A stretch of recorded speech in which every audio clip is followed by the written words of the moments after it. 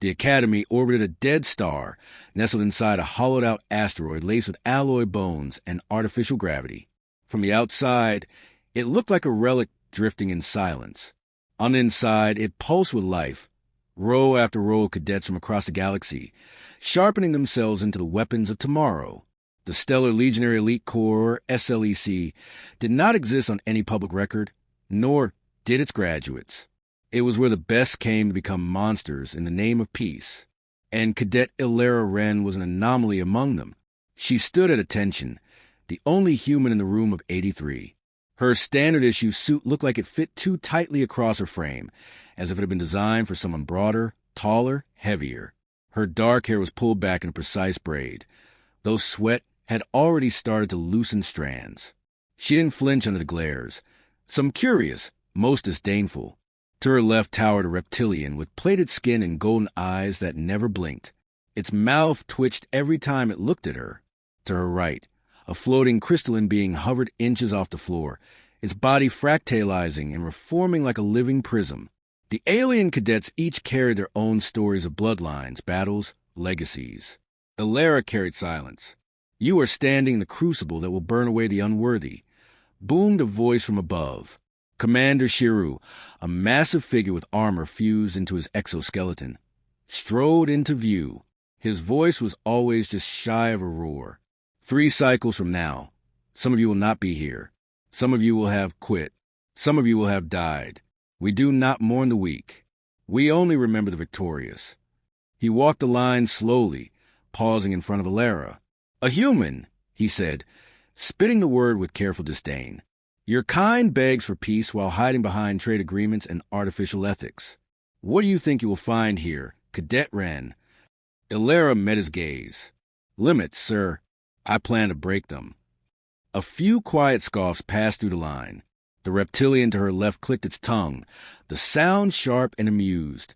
The crystalline being shimmered, registering something between confusion and contempt. Shiru said nothing. He moved on. Later, in the barracks, the whispers continued. The universal translator patched into their neural links made it easy for Illyra to understand every insult in crisp, unfriendly tones. "Soft-spined," one cadet muttered. "Might as well train a Terran slug." She ignored them. Instead, she focused on her breathing, slow and methodical as she tightened her boots. Her ribs still ached from the pressure adaptation drills earlier that morning. Nothing cracked, but enough to throb when she moved.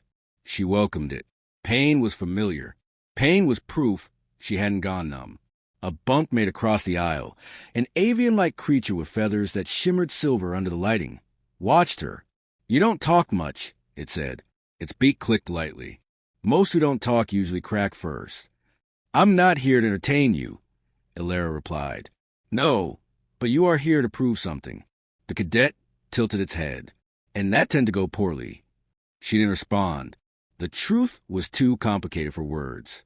Back on Earth, before she was selected, she'd been a planetary search and rescue coordinator, the kind that dropped into collapsed bunkers and held her breath under radiation storms while carrying injured strangers on her back. She didn't have a legacy. No medals. Just lungs that wouldn't quit and a willpower honed by long nights, bitter cold, and the sound of broken bones beneath rubble. None of that mattered here. Tomorrow, the intercom announced, the Gauntlet of Helix begins. All cadets will participate. No exceptions.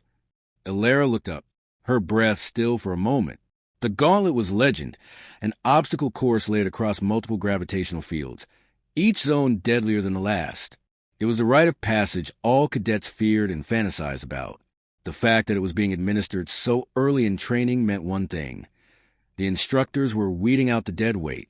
In the command center, instructors reviewed profiles on floating holograms. Wren's file glowed red in one corner.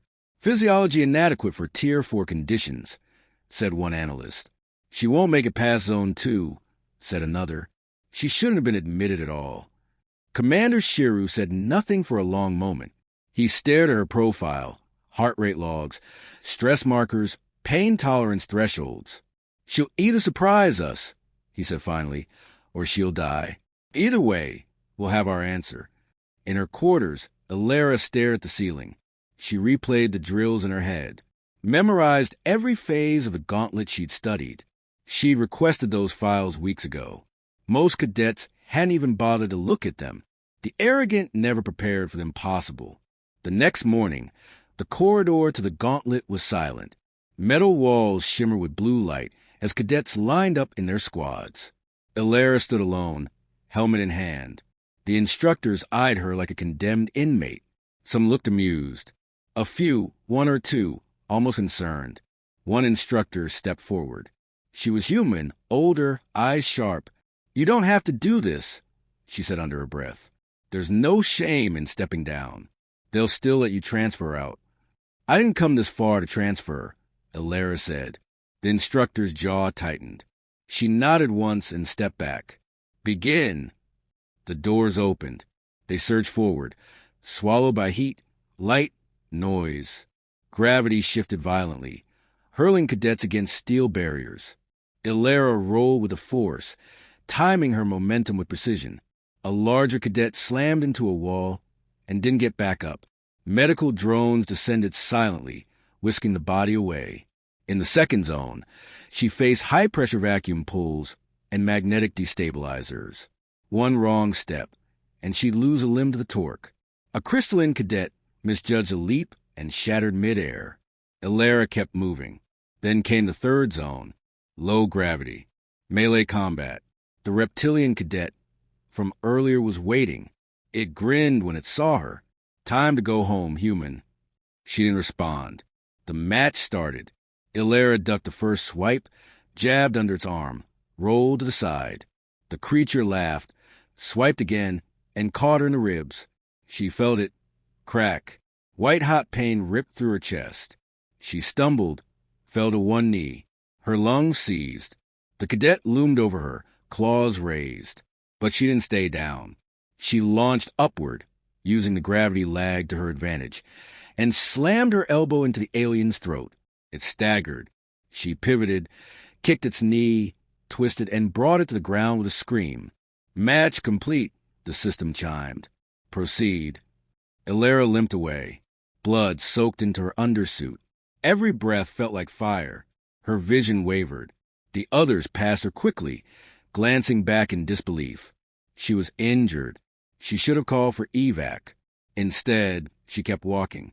Each step echoed louder in the silence that followed. In the command center, Shiru leaned forward. "Broken ribs," someone said. "She won't make it through Zone 4. "Yet she's still moving," Shiru murmured. The cadets that watched her began to fall silent. None of them laughed now. And she wasn't done. Ilara's boot struck the metal grating of Zone 4 with a grim rhythm. Every step was calculated, not out of strategy but necessity. Pain radiated from her chest with each breath, sharp and insistent. The suit's internal diagnostics blinked red across her HUD. 3 fractured ribs, 1 possibly displaced. She dismissed the alert. She didn't need a reminder. Her body was already screaming. The 4 zone was unlike the others, silent, oppressive. The gravity was normal, but the air shimmered faintly, as though reality itself was thin here. She moved slower now, her body strained to its limits. The corridor ahead was lined with mirrored walls that reflected not just her image, but something deeper, each step distorted, doubling, then fracturing. Somewhere in the distance, screams echoed, soft and familiar. She gritted her teeth and pressed forward. Behind her, the other cadets entered the zone, their steps faltering as the environment took hold. The crystalline entity that had previously looked down on her paused, its form pulsing with disorientation. Others followed suit, slowed not by injury, but confusion. This zone wasn't designed to test strength or speed. It was psychological, an illusion field built to warp memory and perception. And Ilara had already spent a lifetime navigating pain she couldn't see. The reflections began to speak. "You're not supposed to be here," one said in her voice, but colder, filled with doubt. "They only picked you to prove a point." "You'll die here," said another. "Alone. Forgotten." The hallucinations tried to drag her into familiarity. The collapsed mining site on Europa, where she'd held a dying worker's hand until the air ran out. Her sister's face, pale and still in a hospital bed after a failed off-world surgery. Her father's back as he walked out for the last time, never turning around. She stumbled once, nearly falling to her knees. The pressure on her ribs was immense. But she had trained for this, hadn't she? Not just in simulations or physical trials, but in nights filled with silence, when a way of survival felt like it might crush her. Those nights had taught her something the others didn't understand. Endurance wasn't about strength. It was about refusal. Refusal to break. Refusal to stop. Refusal to let go forward. She forced herself upright and kept walking. The illusions fractured behind her, as if her defiance broke the circuit. In the command center, instructors tracked her vitals. Her pulses elevated to dangerous levels. She's bleeding internally. She shouldn't be conscious. But Commander Shearer didn't say a word. He simply watched. Elsewhere in the cadet observation lounge, murmurs turned to silence. Many of them had mocked her, had dismissed her. Now they watched the human drag herself past illusions that had crippled even seasoned fighters. They saw it not with awe, but a slow-growing, uneasy respect. In the final chamber of Zone 4, a figure waited. It was another cadet, assigned as a physical gatekeeper for the final trial in this zone. Protocol dictated that one cadet would challenge another at the end, to simulate extraction under resistance. Today, that role had fallen to Vikros, a quadrupedal, armored brute from a high-gravity world. He was nearly twice Alara's size and untouched by injury. He had no reason to go easy on her. When she emerged into the chamber, limping, blood on her lips, he narrowed his eyes. "You should have tapped out human," he said, voice graveled by his native tongue, the translator parsing it smoothly into her ear. "Too late for regrets," she rasped. He didn't hesitate. He charged. She couldn't meet him head-on. That would be suicide. Instead, she pivoted as he lunged, letting his weight carry him forward, then slammed her elbow into the back of his knee. It was a weak spot, lightly armored, and the blow staggered him. Just enough, but the movement cost her. Pain flared hot and deep, nearly dropping her where she stood. Vikros snarled and turned, faster than she expected. He swiped low, and she barely dodged. His claws caught her side, tearing into the suit. She rolled, gasping, but landed on her feet, using the momentum to drive her knee into his throat. He reeled, coughing, and she struck again, once, twice, 3 times. Each hit was like setting fire to her chest. He went down. She stood over him, every part of her trembling. "I yield," he growled. The system confirmed it. Trial complete. Proceed. She stepped past him without a word. In the control room, one of the analysts looked to Shiru. "She beat Vikros. That wasn't supposed to happen." "She didn't beat him," Shiru replied. "She outlasted him. There's a difference." The path ahead opened, leading into Zone 5. She took a moment at the threshold, breathing shallowly. The pain was unbearable now. Her vision doubled, her hearing muffled by the pulsing of her own heart. But she didn't stop. The door hissed open, revealing the next gauntlet, a complex web of shifting platforms suspended over a gravity pit that pulled in erratic pulses. It looked like a storm-given structure, a dance of death designed to test balance, timing, and adaptability. Her hand pressed against the wall for a moment as she steadied herself. Behind her, Vikros limped his feet and stared after her. He didn't say anything.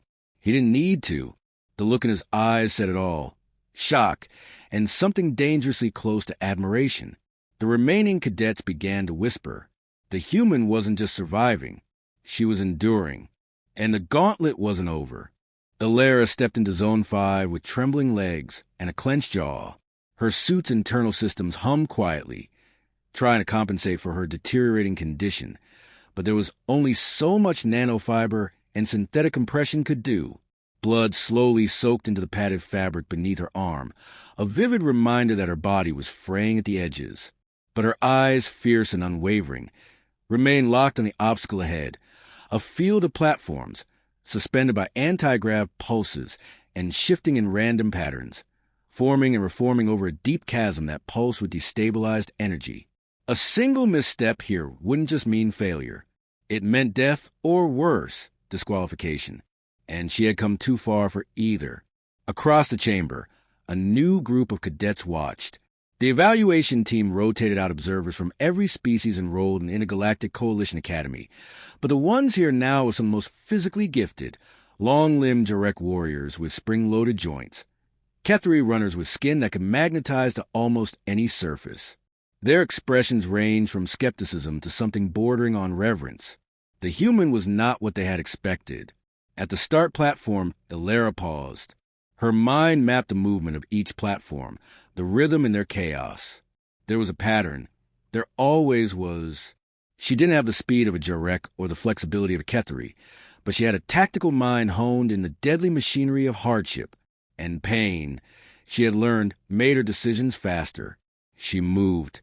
The first 3 platforms were in rapid succession, forcing her to leap, twist midair, and land in a crouch that shot daggers up her spine. The 4th was a long reach, too far to jump with her injuries.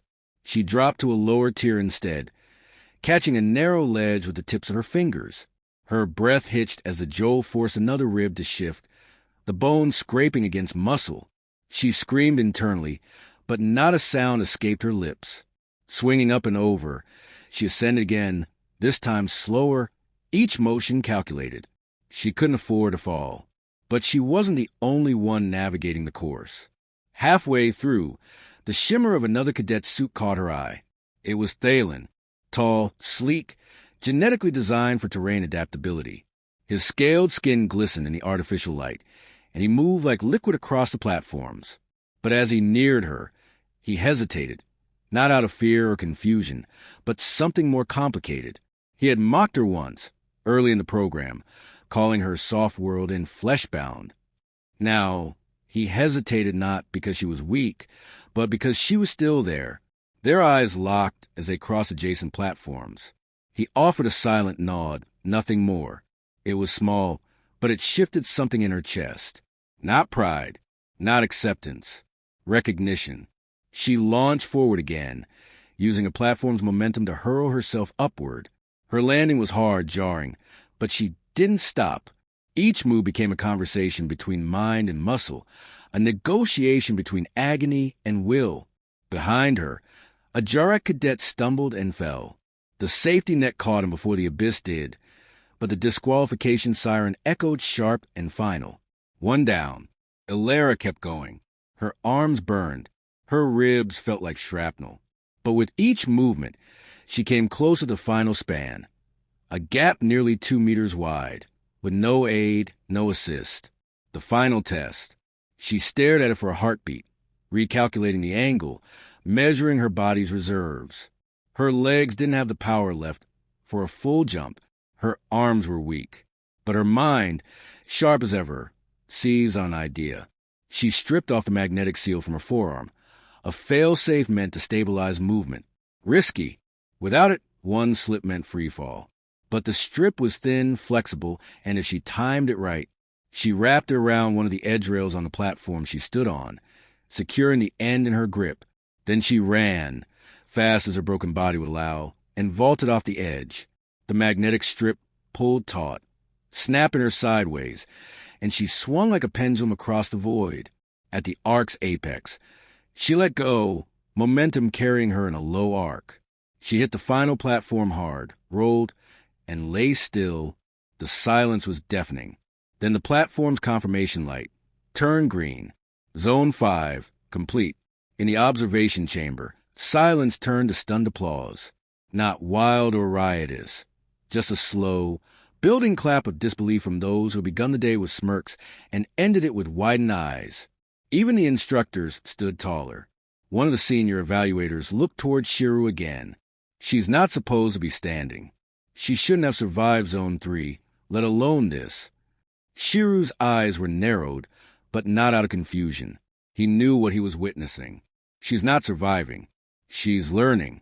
Every failure, every injury. It isn't slowing her. It's shaping her. Ilera lay on the platform a few seconds longer, catching her breath. Each inhale was a knife. But then, as if pulled by some invisible thread, she sat up.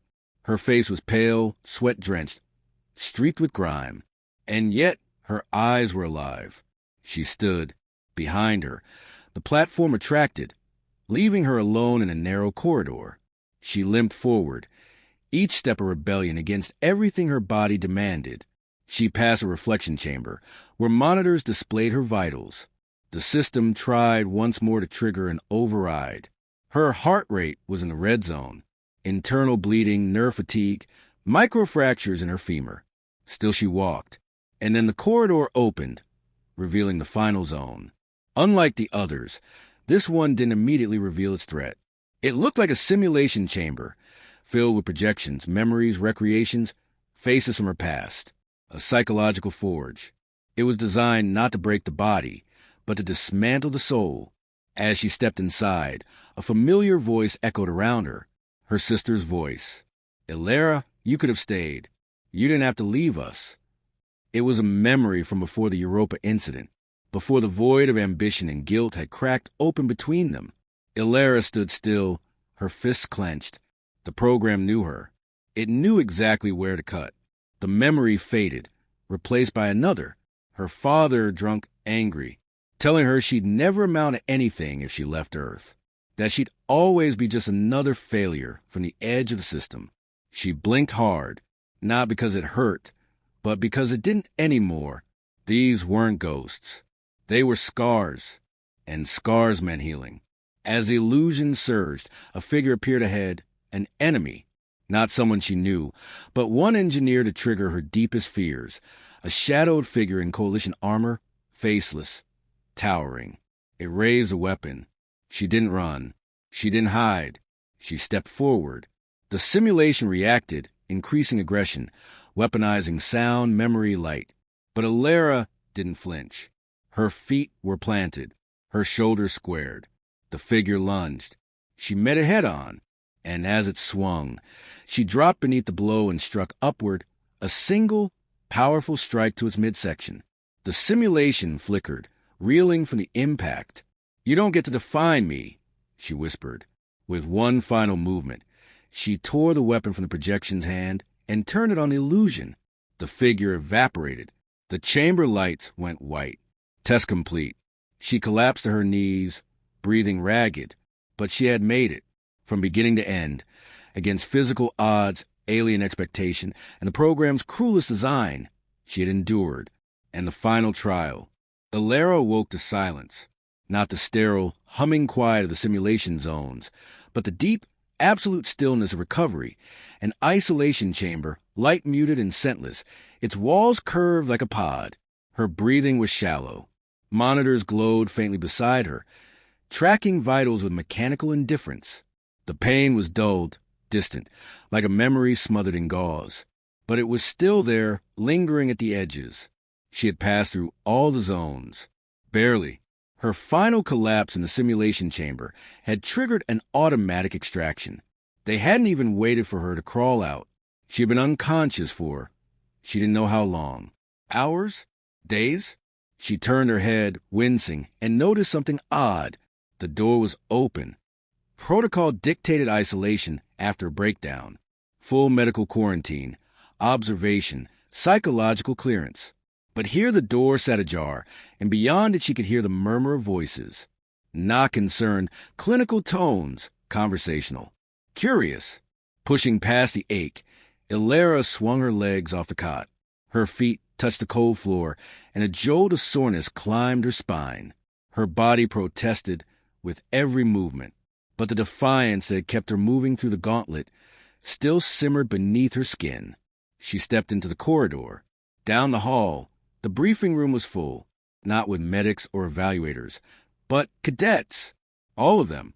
Jarek, Ketheri, even V-Crows, bandaged and sullen. Some stood. Others sat in clusters, their usual species-segregated lines blurred. At the front of the room, Commander Shiru stood before a display that was paused mid-review, an image of Illyra, frozen mid-strike in the final simulation, weapon in hand, eyes blazing. When she entered, heads turned. The room fell silent. For a moment, no one moved. No one spoke. Then Thalen stepped forward. His posture was as regal as ever, his slitted pupils narrowed, but his voice, when it came, held no trace of mockery. You broke every metric, every limit. Illyra blinked, not understanding. We've seen cadets survive the gauntlet, said another voice, Rena, one of the Kethri who had ignored her during orientation. But no one's ever endured it like that. Injured from Zone 1, pushed through to the end. You didn't just pass, Thalen continued. You redefined parameters. A strange pressure tightened in her chest, not pain this time, but something unfamiliar, like being seen for the first time. Commander Shiru stepped forward, tapping the display. A new image appeared. A charred cadet performance, her path highlighted in red. The line cut through thresholds like a blade. You were not expected to succeed, he said, voice low and even. Not because of your species. Because of your profile. No enhancements. No genetic adaptations. Just raw human physiology. And yet you survived environments that should have broken you. I didn't survive, she said quietly. I refuse to stop. Shira nodded once. Which is why you're being offered a place in the Advanced Operations Unit. Effective immediately. A stir went through the room. The AO unit was elite, beyond graduation, beyond command. It was where the Coalition sent its most capable, most adaptable. Only 5 cadets per cycle were ever chosen. She was the first human. You have the right to refuse, Shiru added, but it's unlikely the offer will return. Ilera said nothing for a moment. Her thoughts spiraled, not with hesitation, but with the enormity of what it meant. She had come here with nothing to prove, but everything to lose. Her presence was a political gamble. Her endurance a footnote in someone else's agenda. Until now, she looked across the room. At Thalen, at Vikros, at the cadets who had once mocked her. Their stares weren't mocking anymore. They were waiting. I accept, she said. It was only 2 words, but they landed like thunder. Shira nodded again. Good. You ship out at cycle's end. Training resumes in 30 hours. As he turned back to the display, the room began to buzz with whispers again. Some congratulatory, some astonished, some quietly unsettled. Ilera stepped aside, slipping toward the corridor, not wanting to linger. But a voice called out behind her, Vikros. Human, he said, catching up to her. I misjudged you. She tilted her head slightly. That seems to be a pattern. He bared his teeth, not in anger, but in the jagged way his kind smiled. We'll see how you hold up in real combat. I look forward to it, she replied, matching his grin. Later, in her personal quarters, temporary, stripped of comfort, she sat by the small viewport, watching a nearby moon drift through the artificial sky. The pain had returned, sharper now, though manageable. The medics had offered a full nerve-deadening procedure. She had declined. Pain, she had come to realize, was her compass. It meant she was still here, still moving.